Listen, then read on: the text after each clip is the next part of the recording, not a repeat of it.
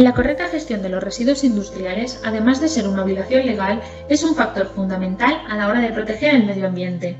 Por ello, en esta presentación vamos a hablar de los principales aspectos a la hora de gestionar los residuos que se producen en el día a día de la organización. En primer lugar, debemos definir qué es un residuo industrial. Según la Ley 22/2011 de Residuos y Suelos Contaminados, los residuos industriales son aquellos residuos resultantes de los procesos de fabricación, transformación, utilización, consumo, limpieza y mantenimiento generados por la actividad industrial. Dentro del concepto de residuo podemos distinguir entre residuos no peligrosos y residuos peligrosos. Dentro de los residuos no peligrosos clasificaremos los residuos inertes, es decir, aquellos que no reaccionan ni física ni químicamente y no dan lugar a contaminación, y los residuos sólidos asimilables a urbanos, es decir, aquellos que entendemos que podrían generarse en casas, oficinas, comercios y servicios. Por su parte, los residuos no peligrosos son aquellos que presentan una o varias características de las nombradas en el anexo 3 de la Ley 22/2011. Entre estas características incluimos la explosividad, inflamabilidad, toxicidad y otras características que hacen que los productores de residuos peligrosos deban cumplir una serie de requisitos específicos, de los cuales hablaremos más adelante. Todos los residuos, tanto los peligrosos como los no peligrosos, se encuentran identificados a nivel europeo mediante el código LER. Este código clasifica los residuos en función de su origen y naturaleza.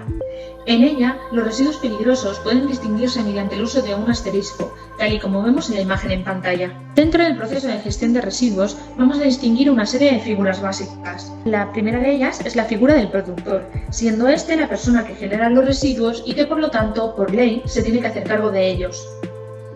Como figura intermedia encontramos el poseedor de residuos, que es aquella persona física o jurídica que está en posesión de residuos en un momento determinado. El gestor, por último, es la persona o entidad que está autorizada por la Consellería para realizar las operaciones de gestión de residuos. No todos los gestores tienen la capacidad de gestionar todo tipo de residuos peligrosos. Por ello, recomendamos que antes de trabajar con un gestor de residuos, nos aseguremos de que tiene la autorización correspondiente en vigor y que además está autorizado para los residuos que necesitamos que retire. En relación con esto, debemos conocer también qué es el número NIMA o número de identificación ambiental. Este número se asocia a los centros productores que pueden generar afecciones al medio ambiente.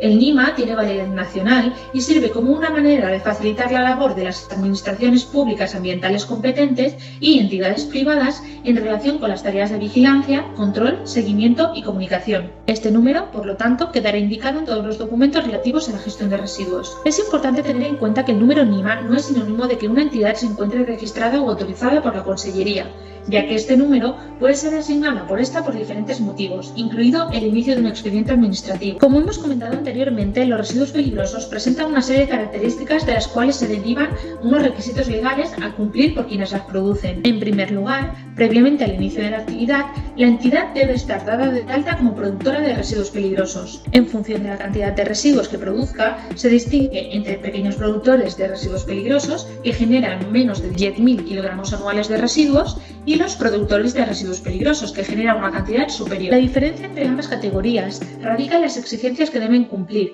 siendo las de estos últimos más estrictas.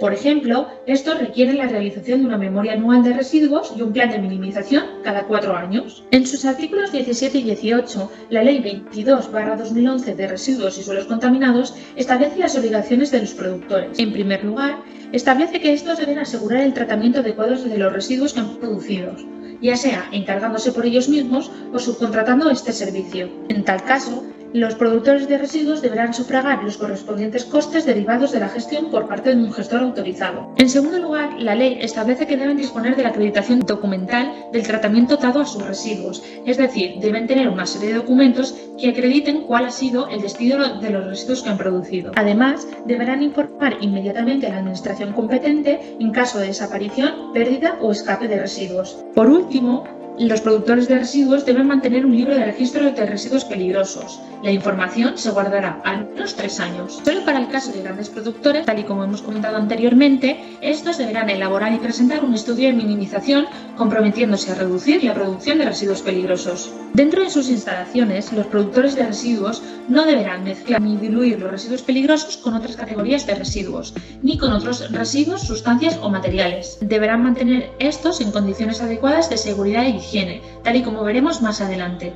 Por último, deberán asegurarse de almacenar, envasar y etiquetar los residuos peligrosos con arreglo a las normas aplicables. Independientemente de estas obligaciones, las comunidades autónomas pueden establecer requisitos complementarios de mayor exigencia, en caso de que así lo consideren necesario. El tiempo máximo de almacenamiento de los residuos dependerá principalmente del tratamiento específico que se le va a dar. En el caso de residuos no peligrosos, cuando se destinen a valorización, podrán almacenarse un tiempo máximo de 2 años.